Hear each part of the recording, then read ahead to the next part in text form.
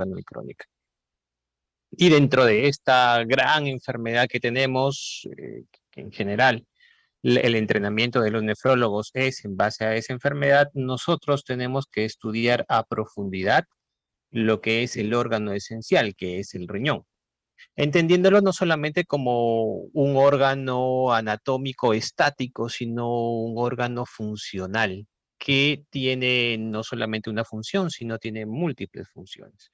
Dentro de estas múltiples funciones, la que nosotros normalmente entendemos, que es la eliminación de los productos del metabolismo del organismo, es decir, todos tenemos células en la cabeza, en el corazón, en los músculos, en la piel, que van a generar proteínas estructurales y proteínas enzimáticas, y que van a también tener una molécula, que es el adenosintrifosfato, molécula esencial para poder dar fuente de energía. Así como tenemos un producto tan bueno como lo que es el ATP, que es el adenosintrifosfato, las proteínas estructurales y las proteínas enzimáticas, también hay unos desechos. Estos desechos llegan a la sangre y son eliminados por un órgano que es el riñón. Estos desechos básicamente son ácidos orgánicos y algunos excesos de algunos electrolitos y también los iones hidrogeniones. Entonces, cuando nosotros hablamos del riñón, no solamente estamos hablando de la capacidad que tiene este órgano de poder limpiar la sangre de este tipo de sustancias de desecho, sino también estamos hablando de una capacidad de poder regular el agua corporal total. Cuánto es la cantidad de líquido que puede estar dentro de la célula, cuánto es la capacidad de líquido que puede estar dentro del espacio intersticial y cuánto es la capacidad de líquido que puede estar en el intravascular. Esto está íntimamente relacionado con la regulación de los electrolitos, tanto en sodio principalmente, como de potasio, como de calcio, como de fósforo.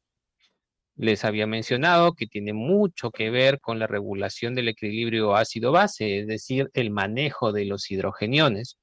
Y también tiene una función hormonal. Dentro de esta función hormonal, en la producción de la eritropoyetina, así como también del metabolismo de la vitamina D.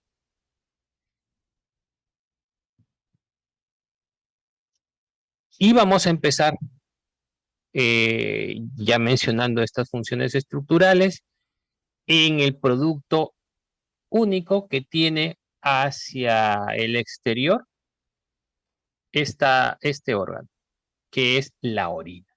Y la orina, que es una de las principales, de estos principales productos, tiene muchas características. Dentro de estas características, yo creo que es la prueba funcional más importante que tenemos los nefrólogos, así como el electrocardiograma es a los cardiólogos, el examen de orina es a los nefrólogos. Y desde los siglos XVIII, XIX, XX, ya los médicos se encargaron de poder estudiar esta orina, empezando por la parte macroscópica y luego yendo a la parte microscópica y posteriormente utilizando algunos otros ayudas de laboratorio para identificar proteínas, para identificar sangre, para identificar algunas otras sustancias más que son las que vamos a ver.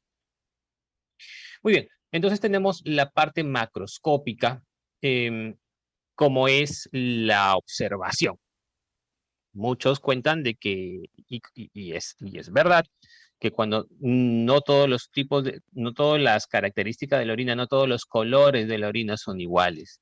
Dependiendo de un tipo de color, nosotros vamos a poder estarnos inclinando hacia una u otra posible enfermedad que pudiese tener este paciente. Muchos cuentan de que hace muchos años el olor y el sabor de la orina era importante para esos médicos del siglo XVIII, siglo XIX. Nosotros ya no estamos en esa etapa en la cual vamos a oler o a probar la orina, sino que utilizamos otras formas de poder determinar cuáles son los componentes de esta. Pero empecemos desde la parte más esencial, que es el de identificar el tipo de coloración de la orina para poder discriminar cuáles son las posibilidades diagnósticas que solamente por orina pudiésemos encontrar. Por el color pudiésemos encontrar. Entonces, tenemos el color de la orina y mediante nuestra observación, nosotros podemos saber si es que tiene contenido de fármacos, porque la rifampicina, medicamento utilizado principalmente para los pacientes en el tratamiento de la tuberculosis, nos puede dar un color anaranjado. Que la fenitoína, medicamento utilizado para los pacientes que sufren convulsiones, nos puede dar un color rojo. Que la cloroquina o la nitrofurantoína nos pueden teñir la orina de marrón. Ya no usamos mucho triamtereno, pero podríamos ver una orina verde. Y el metronidazol, metildopa, imipenem y cilastatina pueden dar un aspecto colúrico, es decir, más oscuro al color de la orina. La remolacha, nosotros lo conocemos como la beterraga, nos va a dar un color entre morado o rojo oscuro. También podemos tener orina blanca y ahí nosotros nos inclinamos por los leucocitos o pérdida de linfa o algunos cristales de fosfato. La orina verde nos puede decir de que podemos, o azul básicamente, que es el azul de metileno, o los componentes de una orina roja como pérdida de hemoglobina o de mioglobinuria, si es que está amarillo o con tendencia al marrón, si es un paciente ictérico, rosa, si es que tenemos una cistinuria o ácido úrico, negro, si que tenemos la alcaptonuria, o morado, y normalmente esto se puede ver como un morado o un violeta en algunas pacientes que tienen sonda vesical y que la bolsa de reservorio tiene un material especial que hace esta reacción y se ve de violeta o morado. Entonces, eso es en base al color, solamente con la observación necesitamos solamente nuestros ojos. En cuanto a las proteínas que nosotros pudiésemos evidenciar en la orina, tenemos que discriminar las características de estas. Y esto es importantísimo, ¿por qué? Porque tenemos dos puntos de corte. El que sea de 30 miligramos al día o el que sea de 300 miligramos al día. Porque entre 30 y 300 ya nosotros estamos hablando de una microalbuminuria. Y si estamos en más de 300, ya estamos hablando de una macroalbuminuria. Y esto es muy importante porque la pérdida de proteínas en la orina es uno de los factores de progreso, o sea, ir a peor en la enfermedad renal crónica.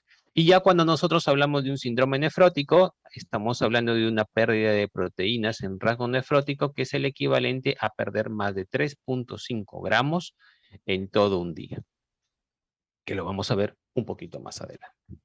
En cuanto a otra característica que es el pH, que nos va a decir, hombre, esta orina es una orina ácida o esta orina es una orina básica. Y ahí estamos nosotros mencionando puntos de corte como un pH menos de 5.3 o un pH más de 7.5. Entonces, si es una orina ácida, será menos de 5.3, algunos dicen menos de 5, y una orina alcalina es más de 7.5. ¿Nos interesa? Sí, porque nos puede hacer la diferencia de que algunos gérmenes que producen infecciones de vías urinarias son productores de ureasa y estos nos pueden dar una orina alcalina. Así también, algunas veces en los tratamientos para la litiasis urinarias nos interesa alcalinizar la orina o acidificar la orina y este es el parámetro que nosotros intentamos utilizar cuando utilizamos bicarbonato o no. La pérdida de glucosa también es un signo importante para darnos cuenta dentro del examen de orina. ¿Por qué? porque si nosotros tenemos pérdida de proteínas, como si nosotros tenemos proteinuria, podemos estar valorando en un paciente joven una alteración genética en el túbulo contorneado proximal, que es el síndrome de Fanconi. Pero si este paciente tiene pérdida de proteínas en la orina, tiene glucosa en orina, una cruz, dos cruces o tres cruces, y se le aborda y se le evidencia de que es un paciente diabético, estamos viendo que con proteinuria más glucosuria podríamos estar determinando una nefropatía diabética en este paciente. Entonces, les mencionaba que hay distintos tipos de coloraciones y de acuerdo a estas coloraciones nosotros vamos a poder identificar algunas otras propiedades que el cuerpo está tratando de eliminarlas.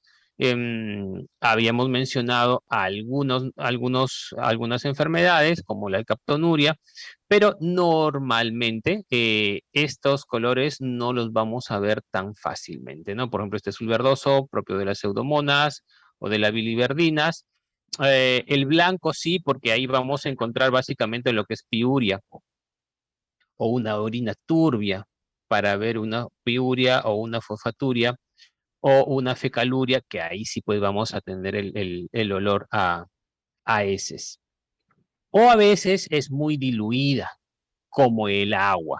Y ahí nosotros podemos estar identificando una poliuria o porque estamos tomando muchísimo líquido o estamos hablando de una diabetes insípida. En cuanto a la parte microscópica de este examen de orina, nosotros vamos a tener que ver dos tipos de componentes. Las células que están presentes en la orina o si hay alguna formación de cilindros, que es la combinación entre células más proteínas que se presentan dentro de la orina, producto de las secreciones de los túbulos contorneados proximal, túbulo contorneado distal. Básicamente proteína de Tams-Horsfall, que pueden ser eliminadas en la orina y que cuando hay una mayor densidad de estas proteínas pueden atraparse o aglomerarse junto con las células, que pueden ser hematíes, leucocitos, y formar los famosos cilindros. Entonces, nosotros podemos hacer dos diferenciaciones interesantísimas. Si hay leucocitos en orina o si hay sangre en orina, básicamente determinado por los hematíes. Y en cuanto a los hematíes, nosotros vamos a ver dos cosas. Si yo lo veo la orina roja, estamos hablando de una hematuria macroscópica, porque yo con mis ojos lo voy a ver, y si yo no veo, veo una orina normal, no roja, pero en el examen de orina me sale unos hematíes 10, 15, 20 por campo, estoy hablando de una hematuria microscópica. Y esa es una de las diferencias. ¿A partir de cuántos hematíes por campo yo puedo decir si pues es positivo y es una microhematuria? Más de 5 hematíes por campo, ¿vale? O de 3 a 5, hay algunos que dicen de 1 a 3, eso es normal. Entonces, una vez que nosotros hemos determinado que hay pérdida de proteínas en la orina, nos interesa saber si es que estas pérdidas de hematíes en orina es, y acá haciendo mis garabatos, de los uréteres y la vejiga, es decir, de la vía urinaria, o si esta pérdida de proteínas en la orina es del propio riñón. Y ahí hay otra gran división entre la proteína de origen glomerular o renal y la hematuria de origen urológico o de vías urinarias. La distinción es de que nosotros vamos a encontrar las proteínas, perdón, los hematíes dismórficos.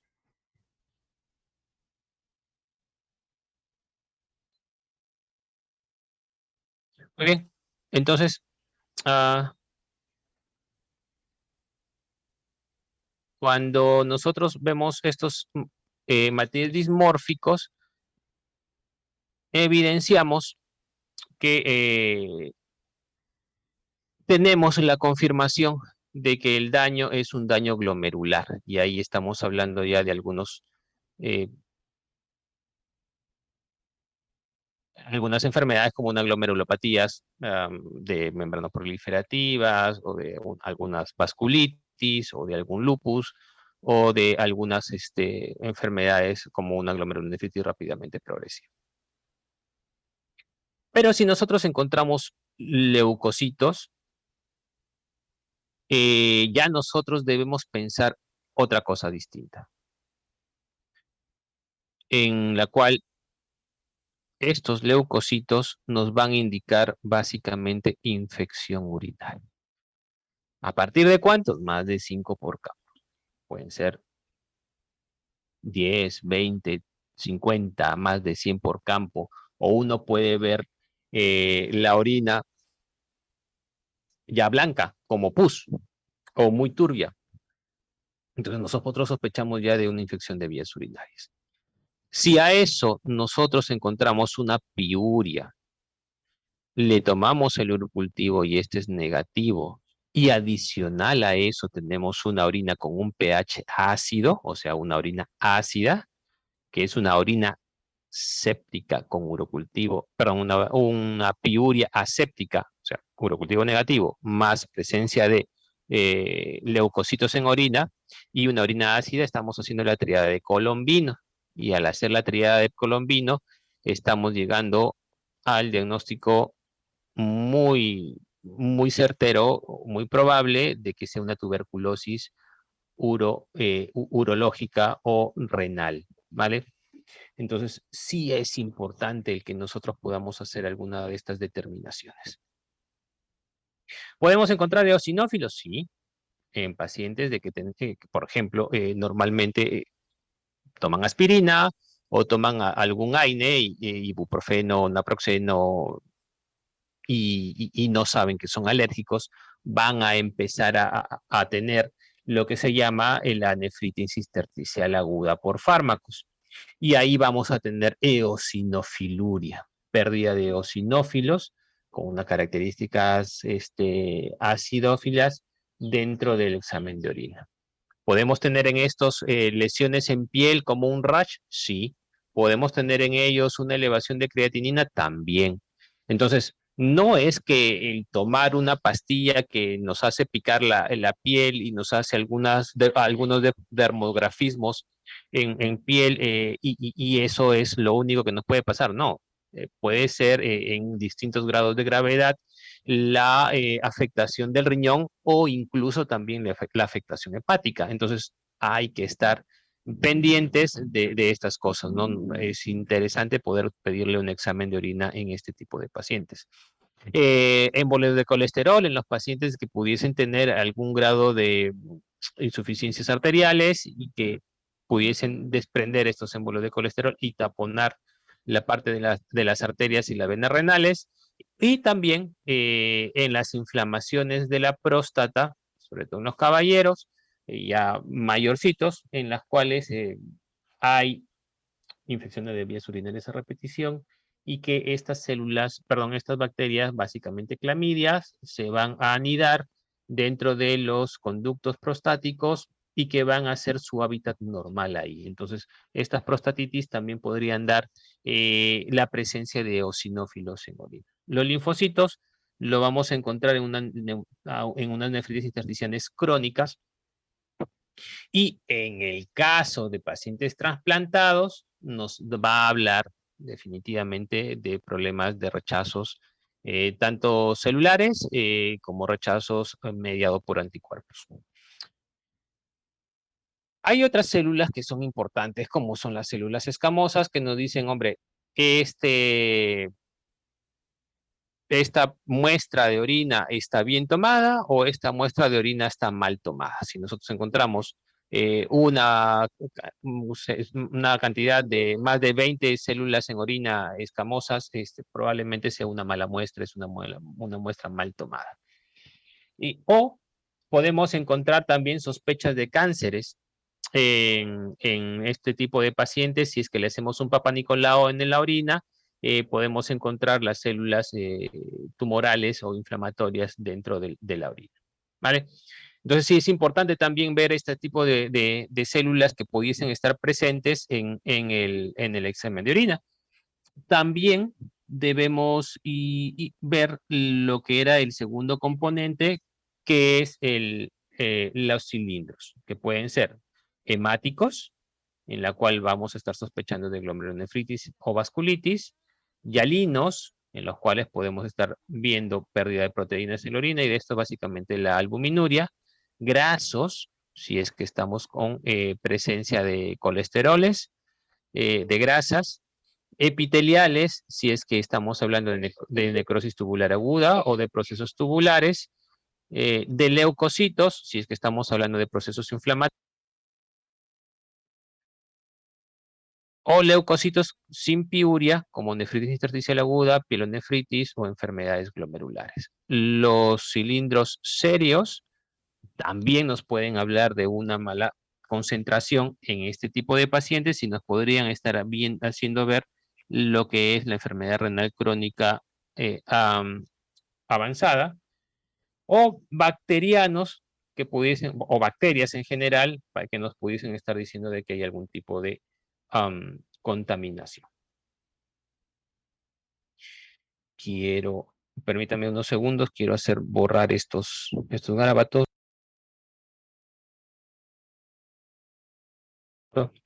Ok, entonces, dependiendo de los elementos que nosotros podamos encontrar en la orina, nosotros no vamos a estar haciendo alguna orientación diagnóstica.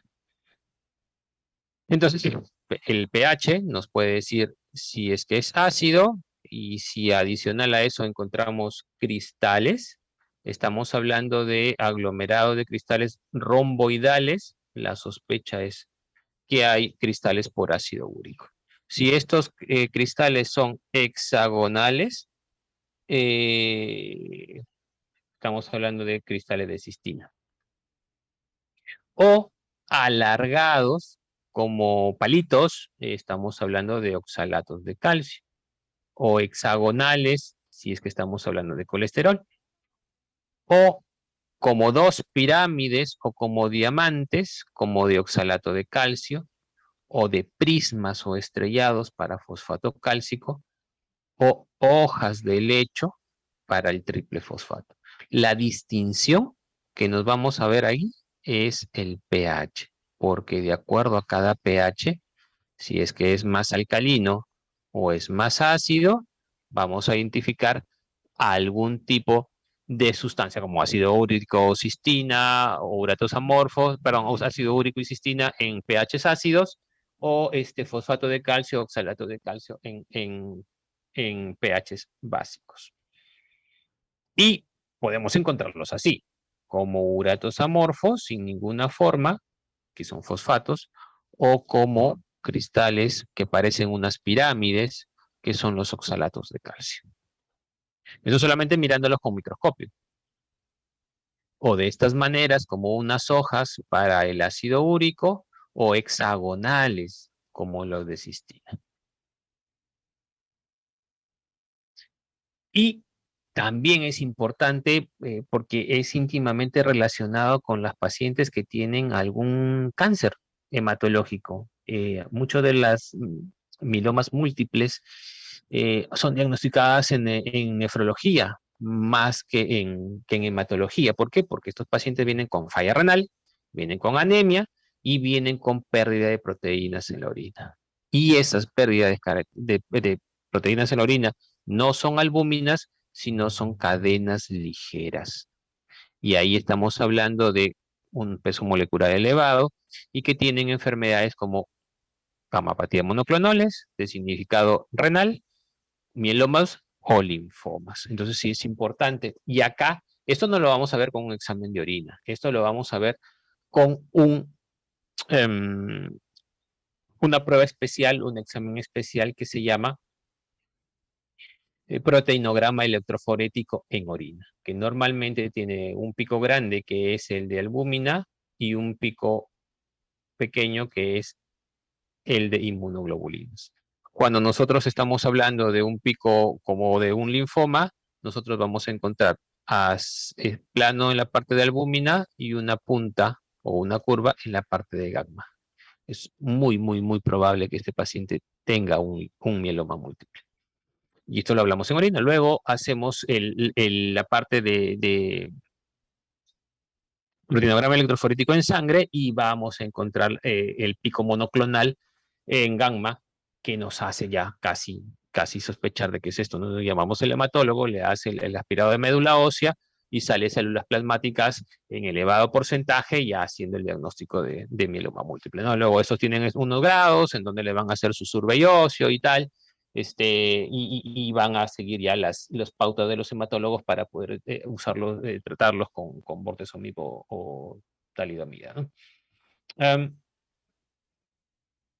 También podemos encontrar otras proteínas como lisosimas, como mioglobinas, como hemoglobinas, como amilasas, como beta-2-glucosaminidasa, y nos van a dar algunos tipos de enfermedades como estos, pero básicamente dentro de los más importantes, la rhabdomiólisis, ¿no? Un paciente que sufre un accidente de tránsito o un paciente que se cae de una distancia considerable de altura o un paciente que sufre aplastamiento por alguna, digamos, una pared, algo contundente, causa aplastamiento muscular y eso causa una liberación de proteínas musculares que van a tratar de ser filtradas, pasar a la sangre, y esta sangre lo va a llevar al riñón para que sean eliminadas. Como es tal la cantidad que intenta ser eliminada, no es posible y es ahí donde se tapona el riñón y causa una uropatía obstructiva intraparenquimal propia de una rhabdomiólisis, ¿no? Con falla renal anúrica. Entonces, viendo algunas características del examen de orina, nosotros ya podemos estar haciendo algunas otras disquisiciones. Otra de las cuestiones importantísimas es la osmolaridad, es decir, cuánta es la cantidad de solutos por volumen de solvente. Y acá les voy a hacer la idea de que yo tengo una taza de agua y me quiero tomar un cafecito. Tengo una cantidad de líquido, que es mi café, pero a mí no me gusta tomar el café amargo, sino que me gusta echarle un poquito de azúcar. ¿Cuánto le echo? Una cucharadita, ¿vale? Si yo muevo esa cucharadita de azúcar en esa taza de café, la voy a diluir. Pero me equivoco y le pongo no una cucharadita, sino le pongo 20 cucharadas. La cantidad de volumen de agua va a ser insuficiente para diluir esas 20 cucharadas de azúcar, por lo tanto se solidificará. Y lo que vamos a expresar ahí es mayor cantidad de solutos sobre el líquido solvente. Luego, la osmolaridad será mayor. Y cuando yo lo puedo diluir esa cucharadita de azúcar, la osmolaridad será menor. Entonces, esto también nos ayuda porque en diabetes insípidas las osmolaridades van a ser menores. Tanto en la completa como la incompleta, que va entre 300 y 600, entendiendo de que la osmolaridad va a ser más de 800. O la nefrogénica, que también va a ser una dilución parecida, ¿vale? Entonces, también es importante ver osmolaridades. Y hasta ahí, todo lo que es examen de orina. Luego, ya vamos a pasar a ver lo que es la capacidad que tiene el riñón de eliminar las sustancias tóxicas de la sangre. ¿Qué sustancias tóxicas? Todas las que puedan llegar al riñón y que el riñón sensa de que no debe estar dentro del cuerpo y la va a orinar y la va a orinar. Para eso se identificaron distintos marcadores. Uno de los más comunes, conocidos, baratos, universales, es la creatinina sérica. Pero no fue la primera. La primera fueron unos biomarcadores exógenos como de inulina, con los experimentos clásicos que se debieron en perritos en la cual le canulaban la vena de la patita al perrito y le colocaban esta inulina y veían la concentración de inulina en orina del perrito. Entonces, ponían, digamos, por decir algo, 100 unidades de inulina, por decirlo, en la vena y calculaban el tiempo en la cual esas 100 unidades de inulina el perrito lo orinaba por la picha.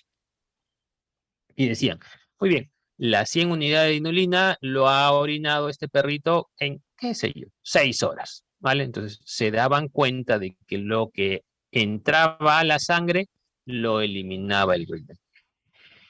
Como nosotros no vamos a estar hincando a los pacientes para ver su función renal, se intentó identificar moléculas endógenas, que nosotros lo tengamos en la sangre, para que no la pongamos a la sangre, y según eso, midiéndolas, podamos identificar cuál es el funcionamiento de su riñón, del riñón del paciente. Luego, más adelante, hicieron el test de iotada-mato, que también es importante, no es muy común que se utilice, pero lo más a la mano es la creatinina sérica y dijeron, hombre, la creatinina sérica, si bien es cierto, es barata, la creatinina sérica lo podemos encontrar en la mayoría de laboratorios, la creatinina sérica es universal, la creatinina sérica está estandarizada básicamente de manera universal en todos los laboratorios de todo el mundo, correcto, pero no es tan exacta.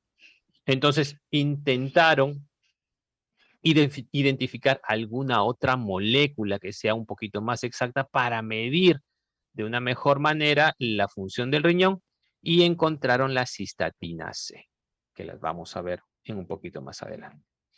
Entonces, nos interesa ver si la cantidad de sangre que llega al riñón y básicamente al glomérulo, cuánta de esta regresa a la circulación y cuánta de esta es eliminada por la orina.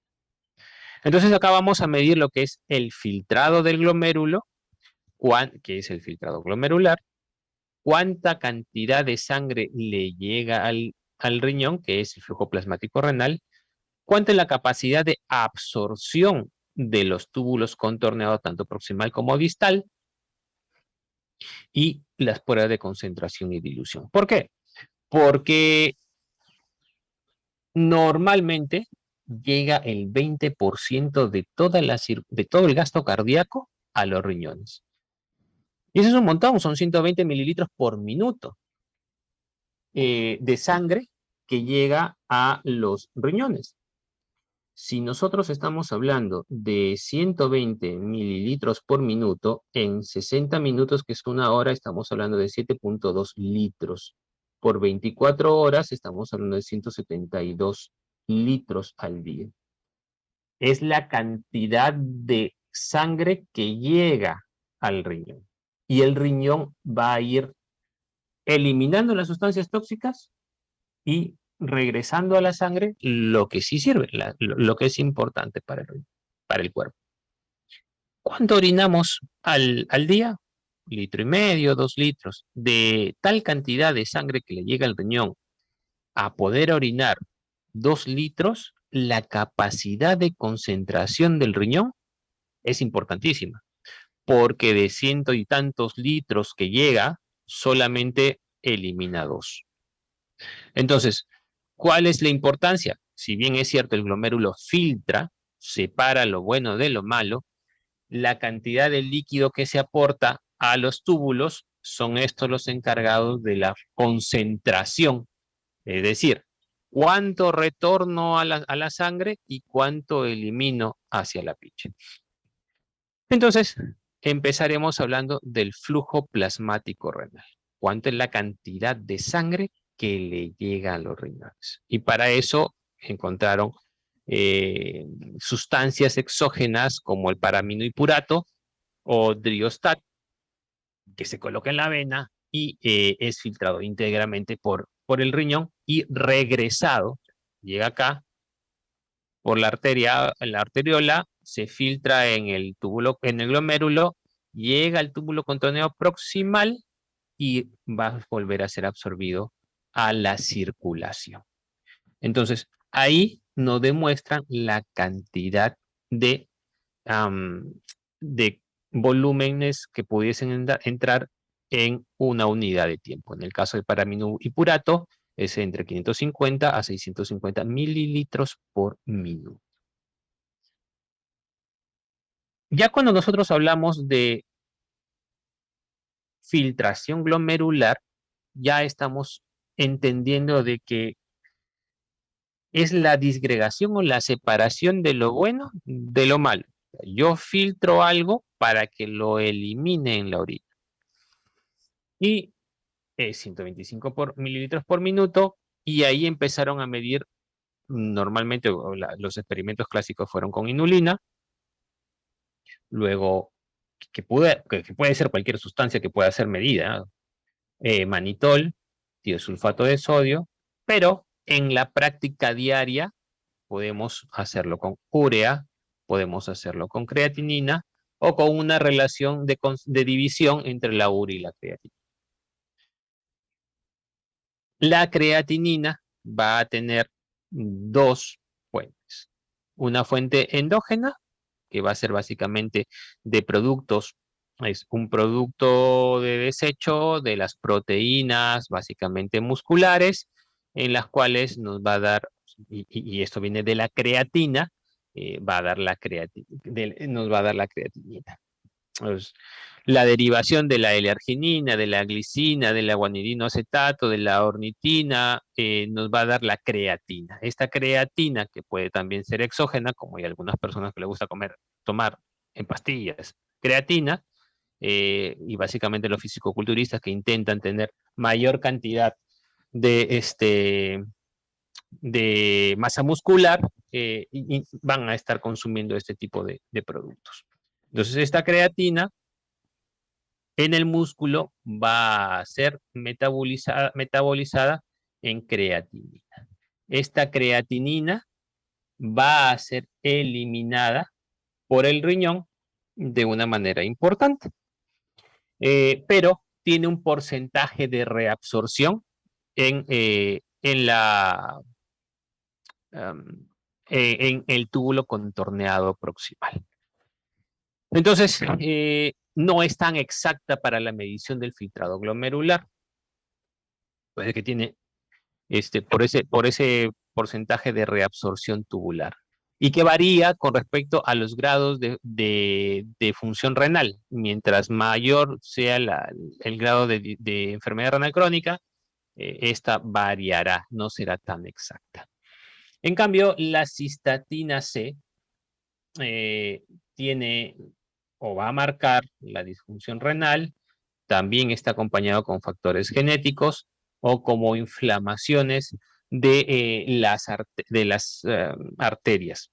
Entonces, eh, también puede estar influida por la obesidad, por la edad, por la hipertensión, sí, probablemente sí, pero normalmente esta es mucho más exacta que la creatinina por esta cuestión de que no es reabsorbida ni secretada en el túbulo contorneado proximal. Los valores van a ser básicamente lo mismo, ¿no? De 0.5, 1.2 o 1.3 en cualquiera de los dos, tanto creatinina como cistatina C. El concepto clave es la depuración de creatinina o en inglés el clearance de creatinina. Imagínense lo siguiente, yo tengo una lavadora, yo pongo la ropa sucia a lavar y mi pregunta no es cuánta ropa lava, mi pregunta es en cuánto tiempo lo lava. Esa es el mismo concepto de la depuración o clearance de creatinina. ¿Cuánto tiempo demora el riñón en limpiar la sangre en una unidad de tiempo? Es la cuestión, ¿vale?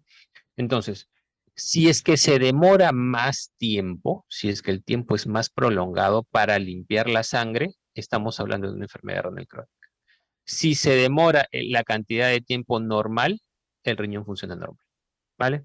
Entonces, la cantidad que se filtra en el glomérulo va a ser la cantidad y va a tener una relación expresada en la cantidad que se elimina por la orina. Y acá tenemos la fórmula. Esta fórmula la hacen también en el laboratorio. Y no hay otra. Nosotros también la vamos a poder hacer. Entonces, nos dice, en la depuración de creatinina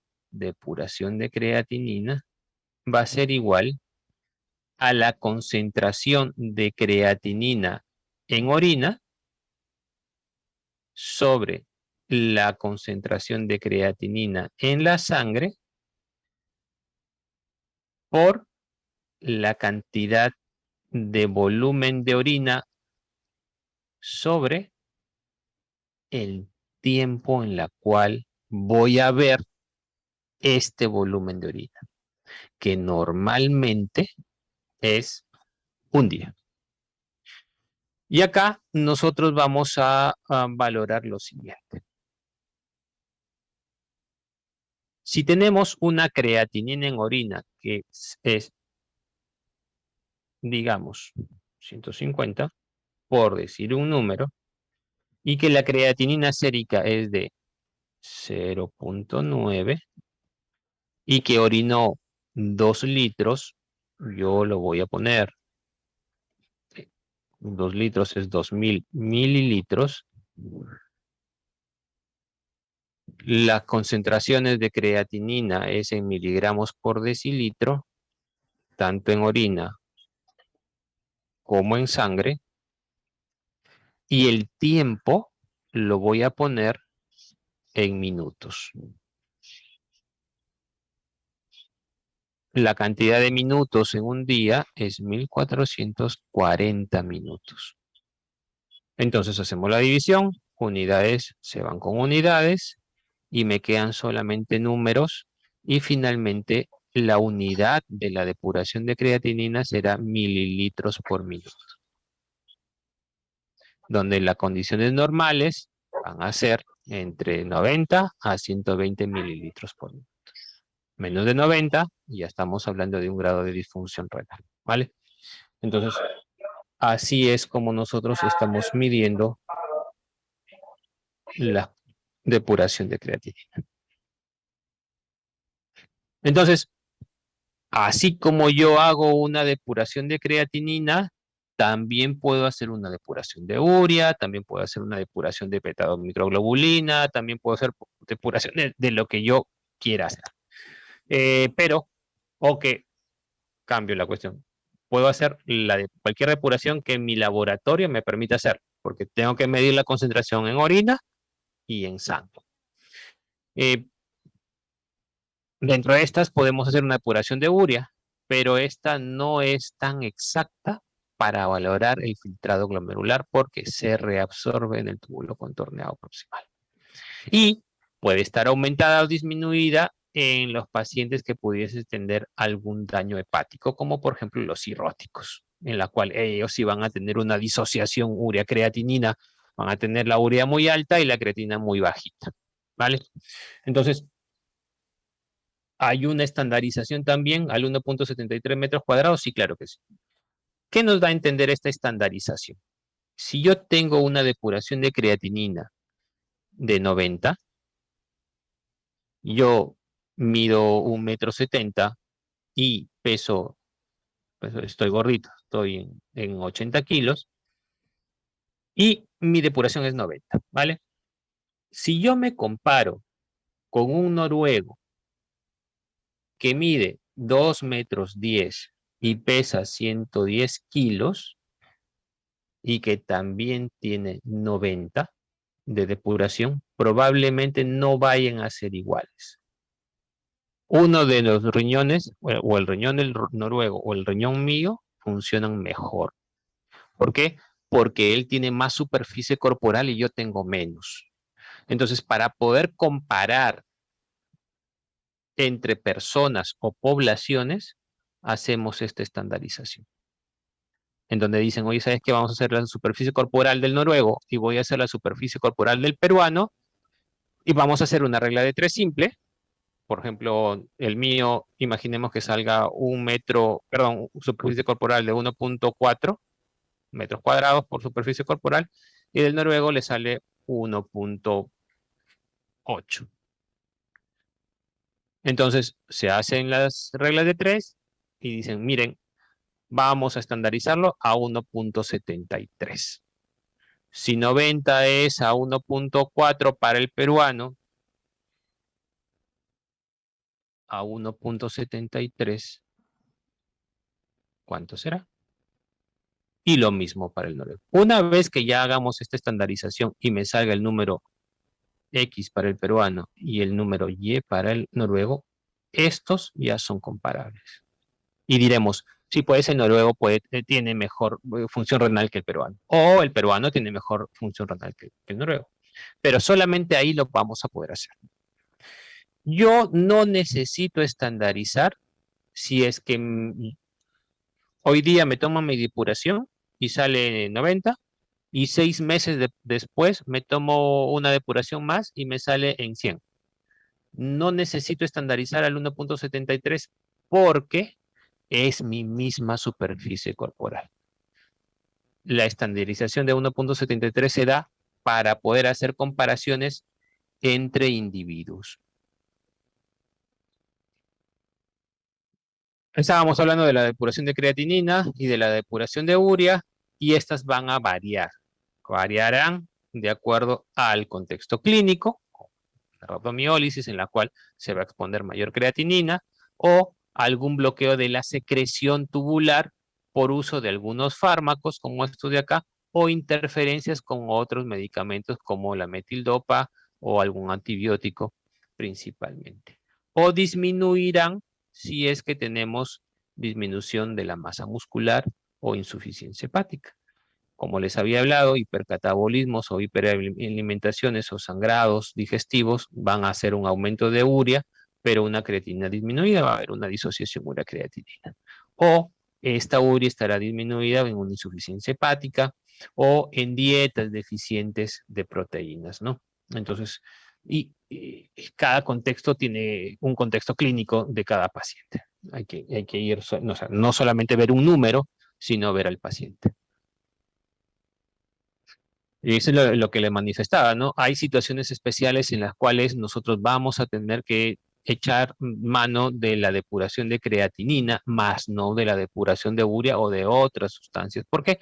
Porque en los pacientes que tienen baja masa muscular, como vegetarianos o los que no, fisicoculturistas que toman suplementos de creatina o creatinina, en estos, en los cuales el músculo está muy, muy, muy disminuido o muy, muy, muy, muy aumentado, habrá algún tipo de error en la creatinina sérica o en la urea y tendremos que echar mano de la depuración de 24 horas.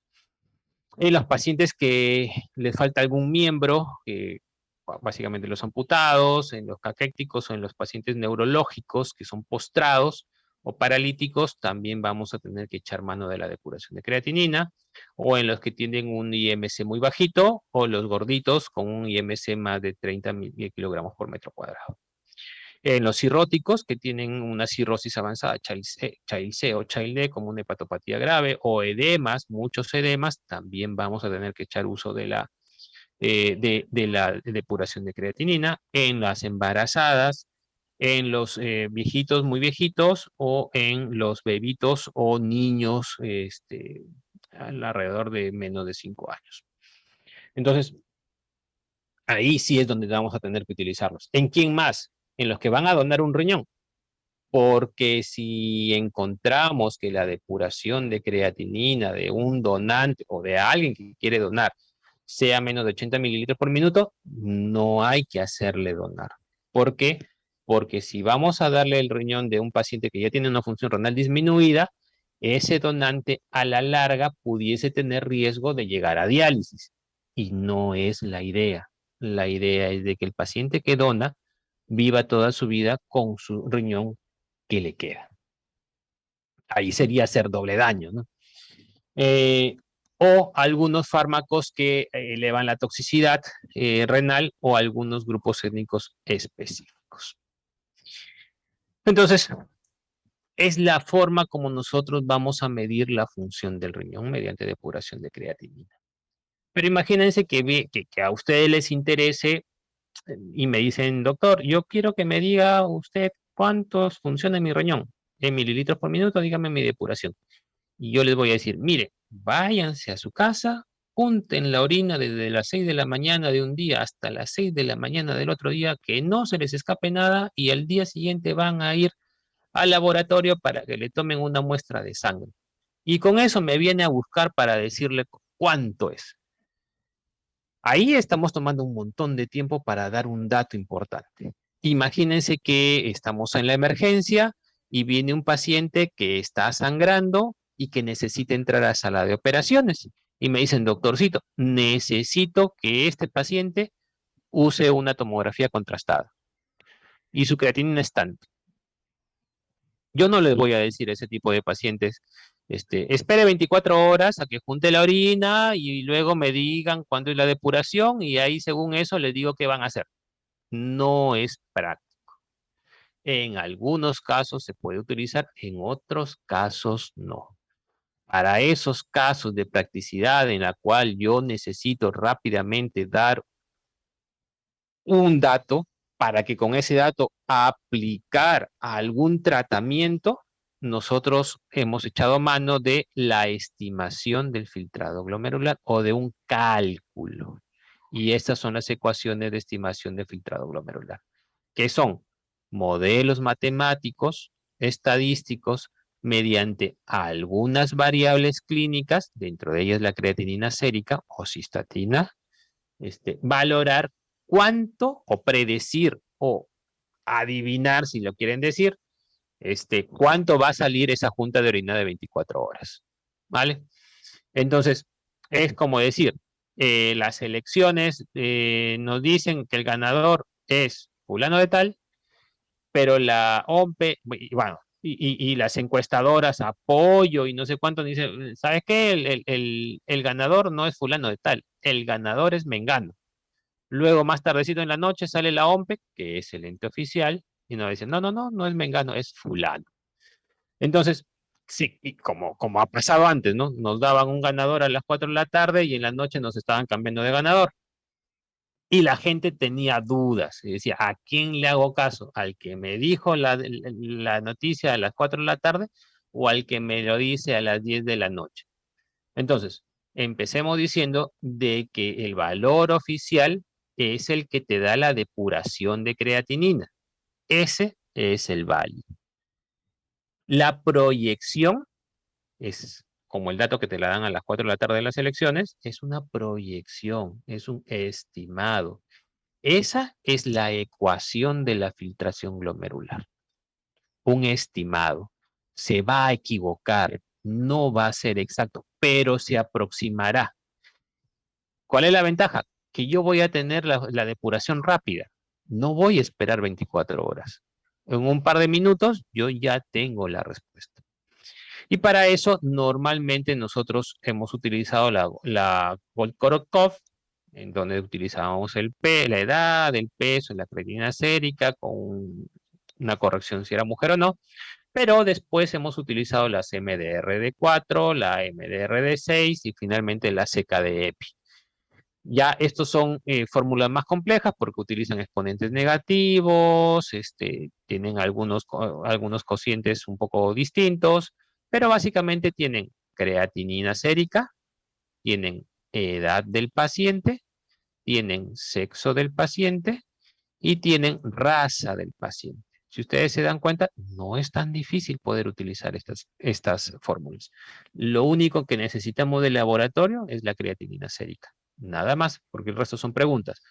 Lo miran si es hombre o mujer, le preguntan su edad y lo miran si es negro o no negro, porque básicamente esa es la disquisición.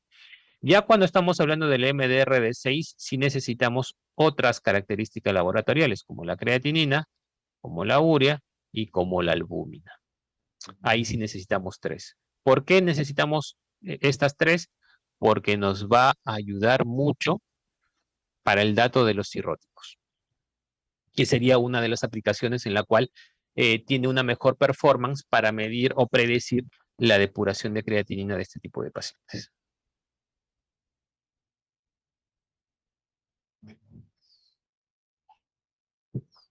Entonces,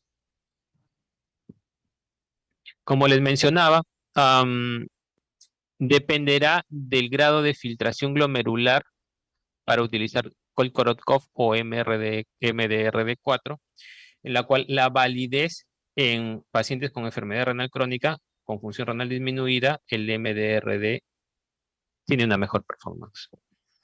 En los pacientes que tienen entre 90 y 60 mililitros por minuto, la MDRD tiene una mejor performance.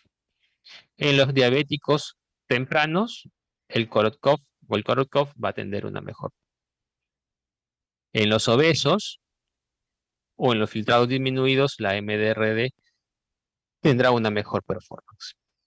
Entonces depende del tipo de paciente para poder hacerlo, ¿vale? Y la otra es que yo tengo una prueba de laboratorio que me va a decir cuánto está de urea o nitrógeno ureico, de creatinina o de cistatina C o de beta-2 microglobulina. Nos va a dar un dato, por ejemplo, creatinina 1.2, está dentro del rango. Sí, sí está normal, sí está dentro del rango. Pero no es lo mismo tener una creatinina en 1.2 en un señor de 100 años, por decirlo exageradamente, que con un niño o con un joven de 20 años. No va a ser la misma función renal, porque ahí, a pesar de que sea un valor normal, vamos a tener que echar manos de las fórmulas y la depuración de creatinina será distinta. Entonces, siempre, siempre, siempre utilicemos las fórmulas.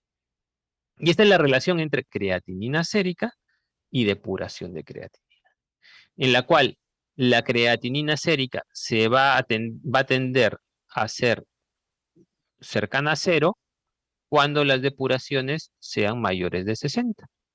Pero cuando la depuración es menos de 60, la creatinina se va a elevar. Y no es que se vaya a elevar linealmente, sino es exponencialmente. Llega un momento en el cual acá puede estar en 1.1, 1.2, 1.4, 1.8, 2, y de pronto se dispara y llega a 16, a 10, a qué sé yo.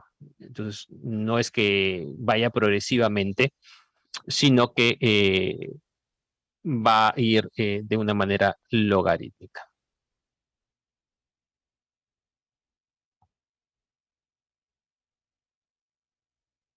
Luego, ya para valorar función renal tubular, nosotros tenemos los equivalentes a las fracciones de fracción de filtración, en donde pongo la fracción de filtración y le hago el flujo plasmático renal de cualquier sustancia. Si yo filtro una cantidad, digamos 120, y reabsorbo 100, yo voy a dividir 120 entre 100 y me va a salir un porcentaje. Ese porcentaje es la fracción de filtración, ¿vale? Y ahí yo mido cuánto de reabsorción tiene la función de este red. ¿En qué nos es útil? En evidenciar si es que este es una falla renal aguda o es algo ya progresivo, ¿no? En la parte prerrenal, si es que la fracción de eyección está disminuyendo, perdón, la fracción de la excreción, la fracción de excreción de sodio es menor de 1, estamos hablando de que hay una mayor reabsorción y esto nos da a entender de que es una lesión renal aguda o una falla renal aguda prerrenal. Cuando yo quiero ver la parte final del glomérulo, estamos hablando de glomérulo, túbulo contorneado proximal, asa de Henle, túbulo contorneado distal y túbulo colector, en esta parte yo voy a evidenciar la función que es el TTKG o el gradiente transtubular de potasio, en donde nos dice que va a medir la cantidad de potasio en sangre con la cantidad de potasio que se encuentra en la orina y ahí va a ser una fracción, un cociente y nos va a decir si esto es más de 7 o menos de 4 y según esto nosotros vamos a hacer diferencias como hiperaldosteronismos o diuréticos o fármacos o anomalías de, tubulares para la eliminación de potasio, ¿no? Y otra de las formas para poder medir la función del riñón son mediante radioisótopos, mediante la...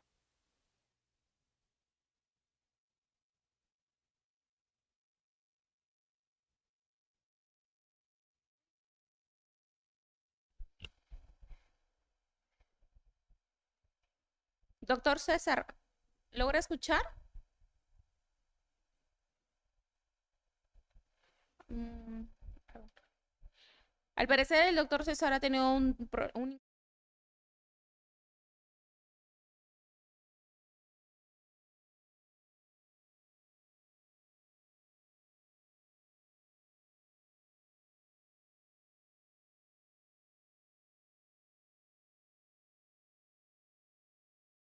Y ahorita me pongo a ver qué es lo que está pasando con la pantalla.